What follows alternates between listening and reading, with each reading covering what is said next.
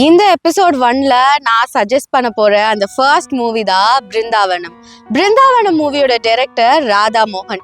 பேசிக்கா ராதா மோகன் அவர்கள் அப்படின்னாலே நிறைய ஃபீல் குட் மூவிஸ்லாம் தந்திருப்பாரு. அது நம்ம முன்னாடி வீடியோலயே பார்த்துருப்போம். அதுல இந்த மூவி பயங்கரமா ஒர்க் அவுட் ஆயிருக்குன்னே சொல்லலாம். இந்த படத்தை ஃபீல் குட்லயும் சேர்க்கலாம், அண்டர் ரேட்டட்லயும் சேர்க்கலாம். இந்த படத்துல Arulnithi, Tanya, Vivek sir, MS Bhaskar sir இவங்க எல்லாருமே நடிச்சிருப்பாங்க. இவங்க எல்லாருமே அவங்களோட ரோலை நடிச்சிருக்காங்கன்றத தாண்டி வாழ்ந்திருக்காங்கன்னே தான் சொல்லணும்.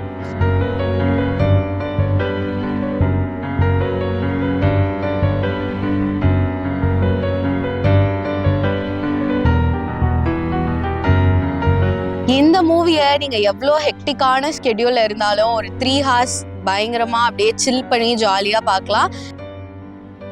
ஏன்னா இந்த மூவி ஃபுல்லா இந்த லொகேஷன் விஷுவல்ஸா இருக்கட்டும் எல்லாமே பேசிக்கா இந்த படம் ஊட்டியில தான் ஷூட் பண்ணியிருப்பாங்க. ஸோ ஒரு விஷுவல்ஸுமே பார்க்க ஒரு மாதிரி காமா தான் இருக்கும்.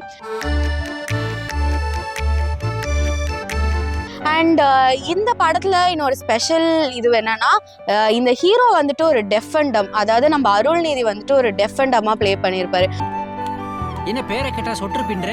பேசிக்கா அருள்நிதி அவர்களோட மூவினாலே இவரோட மூவிஸ்க்கே நம்ம தனி ஒரு வீடியோ போடலாம். ஏன்னா இவரோட ஒவ்வொரு மூவி செலெக்ஷனுமே சூப்பரா இருக்கும். அதுல த பெஸ்ட்னு நான் இதை சொல்லுவேன். ஏன்னா மித்த மூவிலெல்லாம் அவர் ஒரு போலீஸா பார்த்துருப்போம், ஒரு ரக்கடான கேரக்டர்லயே பார்த்துட்டு வந்த நமக்கு பிருந்தாவனம்ல அப்படியே ஆப்போசிட்டா ஒரு இன்னசென்ட்டா ஒரு டெஃப் அண்ட் டம் ரோல்ல தான் நடிச்சிருப்பாரு. பார்க்குற நமக்கு வந்துட்டு இவர் உண்மையாவே டெஃப் அண்ட் டம் தானா, இவர் உண்மையாவே இவ்வளோ இன்னசென்ட்டா அப்படின்ற மாதிரியே ஒரு ஃபீல் பண்ண வைப்பார் இவர் நடிப்புல.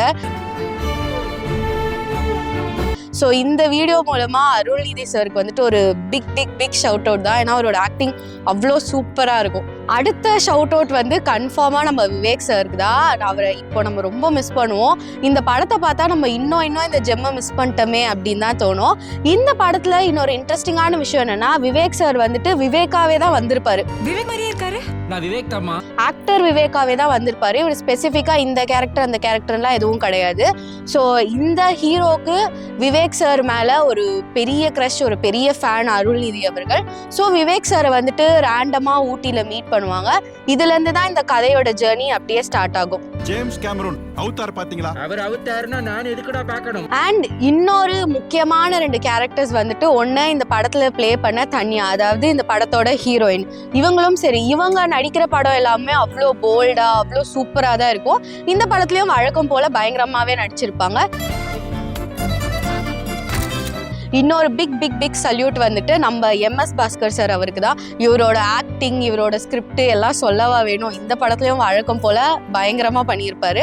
அண்ட் இந்த படத்தில் இவர் வந்துட்டு ஒரு ஃபாதர், அதாவது அரவணைப்பில்லாத ஒரு சின்ன குழந்தைங்களெல்லாம் ஹோமில் சேர்க்குற ஒரு ஃபாதர் கேரக்டரில் தான் இருப்பார். இதில் அவர் டைலாக் டெலிவரியாக இருக்கட்டும், ஒவ்வொரு டைலாக் எல்லாமே வந்து இவர் வாழ்ந்து மனசுல இருந்தே தான் அந்த ஒரு டைலாக்கையும் டெலிவரி பண்ணியிருப்பாரு.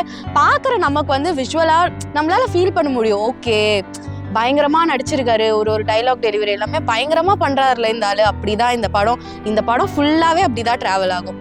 Everything happens for a reason. இந்த படத்துல இன்னொரு விஷயம் என்னன்னா, இதுல வர ஒவ்வொரு கேரக்டர்ஸ்க்குமே ஒரு ஃபிளாஷ்பேக் இருக்கும். இப்போ விவேக் சாரா இருக்கட்டும், அவருக்கு ஒரு ஃபிளாஷ்பேக் இருக்கும். அருள்நிதி அவர்களுக்கு ஒரு ஃபிளாஷ்பேக் இருக்கும். MS பாஸ்கர் அவர்களுக்கு ஒரு ஃபிளாஷ்பேக் இருக்கும். இன்னொன்று என்னன்னா, நிறைய பேருக்கு இந்த இடத்துல இந்த படம் கொஞ்சம் ஸ்லோவாகுமோ அப்படின்ற மாதிரி ஒரு ஃபீலிங் இருக்கும். ஏன்னா ஒரு கேரக்டருக்கும் ஒரு ஃபிளாஷ்பேக் இருக்கிறதுனால. பட் ஆனால் எனக்கு அது யோசிச்சு பார்க்கும்போது கொஞ்சம் ஜஸ்டிசபிளாக தான் இருந்தது. ஏன்னா டக்குன்னு பார்க்குறவங்க வந்துட்டு எதுக்கு திடீர்னு விவேக் அவர் வந்துட்டு ஊட்டியில் இருக்கணும், எதுக்கு திடீர்னு அவர் அருள்நிதி கூட ஃப்ரெண்ட் ஆகணும் அப்படி நமக்கு தோன்ற சமயத்தில் அங்கே விவேக் சாருக்கு ஒரு ஃப்ளாஷ்பேக் வச்சுருப்பாங்க. ஓகே, விவேக்கு வந்துட்டு ஊட்டியில் ஒரு ஃப்ரெண்ட் இருக்காரு, அவர் வந்துட்டு உடம்பு சரியில்லை, ரொம்ப ட்ரக்ஸ்னால பாதிக்கப்பட்டவர் அப்படின்னு சொல்லிட்டு அவருக்கு அங்கே ஒரு ஃப்ளாஷ்பேக் வச்சு படத்தை ஒவ்வொரு இடத்துலையுமே ஜஸ்டிஃபை பண்ணிட்டே தான் வருவாங்க. எப்படி இருந்தா நான் இப்படி ஆயிட்டேன். இந்த படத்துல ஓவராலா எந்த இடத்துலையுமே வந்துட்டு இந்த கேரக்டருக்கு கொஞ்சம் அதிகமாக நான் வந்துட்டு போர்ட்ரே பண்ணி சொல்கிறேன், இந்த கேரக்டர் கம்மியாக போர்ட்ரே பண்ணுறேன் அப்படின்னு இந்த படத்தில் எங்கேயுமே அப்படி இருக்காது. எல்லாருமே அவங்களோட கேரக்டரில் ரொம்ப ஈக்குவலாகவும் ஜஸ்டிசபிளாகவும் தான் ப்ளே பண்ணியிருப்பாங்க. ஏன்னா விவேக் சார் மாதிரி இண்டஸ்ட்ரியில் ஒரு பெரிய ஆளை வச்சு அப்போ இந்த படம் எடுக்கும்போது வேறு ஏதாவது டேரக்டர்ஸாக இருந்தால் சரி விவேக் சாருக்கு கொஞ்சம் இம்பார்ட்டன்ஸ் தரணும் அப்படிலாம் மேபி ஃபீல் பண்ணியிருந்திருக்கலாம். ஆனால் இந்த படத்தில் வந்துட்டு அவராகவே நடிக்க வச்ச வச்சதுக்கே ஒரு பெரிய சல்யூட் தான். ஏன்னா மித்த படங்கள் எல்லாம் விவேக் சார் வந்துட்டு ஒரு ரோல்ல பண்ணி நம்ம எல்லாம் பார்த்துருப்போம். பட் இந்த படத்துல அவர் அவராகவே தான் வந்திருப்பாரு. ஸோ நமக்கு பார்க்கும்போதே நல்லா இருக்குல்ல, அந்த ஒரு ஃபீல் குட் ஃபீலிங் தான் வருமே தவிர எங்கேயுமே நம்ம ஆக்வர்ட் ஆகி ஓகே இவரை வந்துட்டு ரொம்ப இம்பார்ட்டன்ஸ் தந்துட்டாங்க அப்படின்லாம் எந்த இடத்துலையுமே ராதா மோகன் அவர்கள் வந்துட்டு அவர் ஸ்க்ரீன் பிளே மூலியமாகவும் இருக்கட்டும், டைரக்ஷன் மூலியமா இருக்கட்டும் நம்மளை ஃபீலே பண்ண வச்சிருந்திருக்க மாட்டாரு. அது மட்டும் இல்லாம இந்த படத்துல இன்னொரு பிக் ஷவுட் அவுட் என்னன்னா, இந்த படத்துல ராதா மோகன் அவர்கள் ஒரு கேரக்டருக்கு வச்சிருந்த அந்த ஆர்க் தான். இப்போ ஒரு பக்கம் ஹீரோ வந்து டெஃபண்டம், ஆனா இன்னொரு பக்கம் ஹீரோயின் வந்துட்டு நல்லா சிடுன்னு ஒரு மாதிரி பேசிட்டு போல்டா அந்த மாதிரி இருக்க ஒரு கேரக்டர். திடீர்னு இவரையே திட்டுவாங்க, இதுக்கு அவர் ஒரு ரியாக்ஷன்லாம் கொடுத்துருப்பாரு. ஏன்னா அவரால் பேசவே முடியாது, அது அவர் ரியாக்ஷன் மூலமாவே வந்து ப்ரூவ் பண்ணியிருப்பாரு. ரொம்ப பயங்கரமாவே நடிச்சிருந்திருப்பாரு அருள்நிதி. இன்னொரு பக்கம் விவேக் சார், அப்படி இவங்களோட ஜேர்னில எப்படி விவேக் சார் வந்துட்டு இன்க்ளூட் ஆறாரு, எப்படி இவங்க 3 பேரும் ஒரு கட்டத்துல ஒன்னா பயணிப்பாங்க, ஹீரோ ஹீரோயின் விவேக் சார். அங்கேயுமே நமக்கு எதுவுமே ஆக்வர்ட் ஆகாது. ஒரு கட்டத்துல வந்துட்டு விவேக் சார் வந்துட்டு இந்த கப்பலுக்கு ஹெல்ப் பண்றதுக்கு ட்ரை பண்ணி அவங்களோட வீட்டுக்கெல்லாம் போய் பேசுவாரு. அங்க வந்துட்டு தலைவாசல் விஜய் அவர்கள் தான் வந்துட்டு ஹீரோயினோட அப்பா கேரக்டர்ல பிளே பண்ணியிருப்பாரு. அவருமே ரொம்ப ஓவர் ரியாக்ட் பண்ணாம அப்படிலாம் இல்லாம எல்லாருமே ஒரு பியூட்டிஃபுல் ஆர்க்லயே இருப்பாங்க. ஸோ இந்த படம் பேசிக்காவே அந்த ஸ்டார்டிங்ல இருந்து எண்டிங் வரைக்கும் ரொம்ப அழகா ஒரு லீனியர் இதுலயே போகும். இந்த படம் பிருந்தாவனம் ஹேஸ் ஓலா பயங்கரமா ஒர்க் அவுட் ஆன படம்னே சொல்லலாம். ஒவ்வொருத்தவங்களோட ஆக்டிங், ஒவ்வொருத்தவங்களோட பெர்ஃபார்மன்ஸும் நம்மள ரொம்ப வியக்க வைக்கிற மாதிரி மெயினா கன்ஃபார்மா அருள்நிதி அவர்கள், விவேக் சார் அவர்கள். அண்ட் அருள்நிதிக்கு உண்மையாவே ஒரு பயங்கர ஷவுட் அவுட் தான் இந்த படத்துல. ஏன்னா ரொம்ப சூப்பரா மித்த படத்துலலாம் அவருக்கு டைலாக் இருக்கும், ஃபைட் சீன் இருக்கும், அதனால அவர் ஒரு விஷயத்துல ப்ரூவ் பண்ணியிருப்பாருனாலும் இந்த படத்துல ரொம்ப ஆப்போசிட்டா இது எதுவுமே இருக்காது. ஃபைட் சீன் இருக்காது, டைலாக்ஸ் இருக்காது. ஸோ ஃபர்ஸ்ட் ஆஃப் ஃபுல்லாவே டிராமாட்டிக்கா அவரோட ஆக்ஷன் மூலமா, பெர்ஃபார்மன்ஸ் மூலமா மட்டும்தான் அருள்நிதி அவர்கள் வந்து பிளே பண்ணியிருப்பாரு. இதுக்கு ஈக்குவலாவே வந்துட்டு விவேக் சாரும் இந்த படத்தை ரொம்ப அழகாவே கொண்டு போயிருப்பாரு.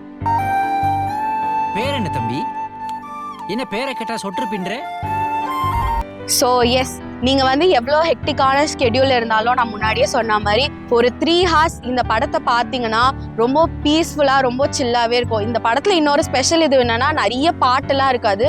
ஒரு பாட்டு இருக்கும், அதுவும் ரொம்ப சூப்பராக இருக்கும். ஊட்டி ஹில்ல வந்துட்டு அந்த டோடா கம்யூனிட்டி பீப்புள் எல்லாம் வந்துட்டு கவர் பண்ணுற மாதிரி ஒரு பாட்டு இருக்கும், அதுவும் ரொம்ப அழகாகவே இருக்கும். ஸோ இந்த படத்துக்கு ஆஸ் அ ஹோலாகவே ஒரு பயங்கரமான ஷவுட் அவுட் டைரக்டருக்கும் சரி, நடிச்ச ஒவ்வொருத்தவங்களுக்கும் சரி. இந்த படத்து மூலமா விவேக் சாரை நம்ம ரொம்ப ரொம்ப மிஸ் பண்ணுவோம். எல்லாருமே கண்டிப்பா ரொம்ப பீஸ்ஃபுல்லா பார்க்க வேண்டிய ஒரு படம் தான் பிருந்தாவனம். வாழ்க்கைங்கிறது ஒரு வாழைக்காய் மாதிரிடா. அதை நேரா வெட்டினா பஜ்ஜி, குறுக்க வெட்டினா சிப்ஸ், அவ்வளவுதான். இந்த வீடியோல பிருந்தாவனம் மூவி பத்தி பார்த்தோம். நெக்ஸ்ட் அப்கமிங் வீடியோல எனக்கு பிடிச்ச மூவியும் சரி, நீங்களும் எனக்கு கீழே கமெண்ட்ஸ்ல இந்த படம்லாம் நல்லா இருக்கும்னு சஜஸ்ட் பண்ணுங்க. எல்லாருமே அதை பார்த்து எப்படியெல்லாம் படம் இருக்குன்னு சொல்லிட்டு டீகோட் பண்ணி நம்ம ஜாலியாவே பேசலாம். Stay tune. நீங்க பிருந்தாவனம் மூவியை ஆல்ரெடி பார்த்துருந்தீங்கன்னா எந்த சீன்லாம் பிடிச்சிருந்து, இல்லை இன்னும் இதெல்லாம் இந்த படத்துல இருக்கு நீங்க நோட்டீஸ் பண்ணா நல்லா இருக்கும் அப்படின்னு நீங்க ஃபீல் பண்ணீங்கனாலும் கீழே கமெண்ட்ஸ்ல சொல்லுங்க. இல்லைனா கண்டிப்பா இந்த படத்தை போய் பாருங்க, சன் நெக்ஸ்ட்ல இருக்கும். அண்ட் இந்த மாதிரி நிறைய மூவி சஜஷன் கண்டென்ட்ஸ் எல்லாம் பார்க்க மெஸ்மரைஸ் ப்ரொடக்ஷன்ஸை ஃபாலோ பண்ணிக்கோங்க.